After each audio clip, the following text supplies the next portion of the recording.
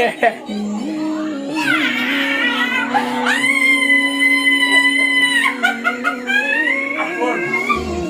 ampun dah, ampun dah.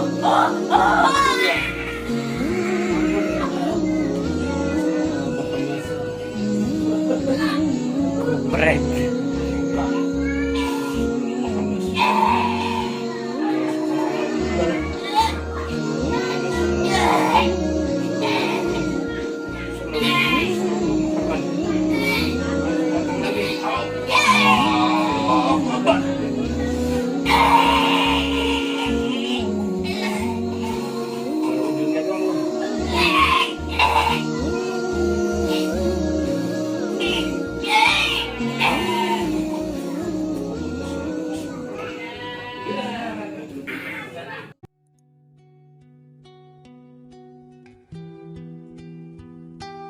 Kandungan ayat kursi diketahui memiliki arti yang sungguh apik, menjelaskan mengenai keesaan Allah dan kekuasaan Allah. Siapa di sini yang belum pernah mendengar lantunan ayat kursi?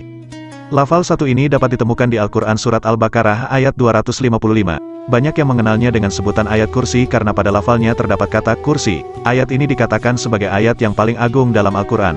Tak hanya itu, Rasulullah telah bersabda yaitu, siapa yang selalu membaca ayat kursi usai sholat fardu, maka dia tidak akan terhalang dari masuk surga setelah matinya. Hadis riwayat An-Nasai. Sebagai suri tauladan, Rasulullah Shallallahu Alaihi Wasallam sering membaca ayat kursi dalam banyak kesempatan. Baginda selalu membacanya di waktu pagi, sore, ketika akan tidur, dan meruqyah diri ataupun orang lain. Kandungan ayat kursi ampuh sebagai benteng diri. Banyak yang memanfaatkan ayat kursi sebagai media penyembuhan dari sakit dan psikis dari gangguan jin maupun sihir.